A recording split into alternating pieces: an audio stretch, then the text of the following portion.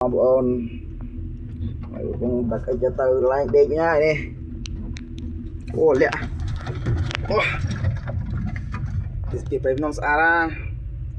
នៅខេត្តកំពង់ស្ពឺស្រុកអូរ៉ាល់ស្រុកសំរោង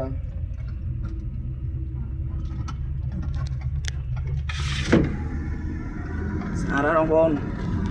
ជិតខ្នងផ្សារនៅខ្នងផ្សារដៃព្រៀងលើកលោកនៅខ្នងផ្សារ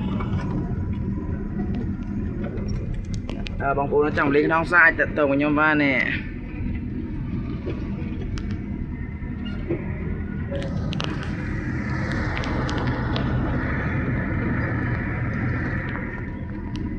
ស្អាតប្រែមក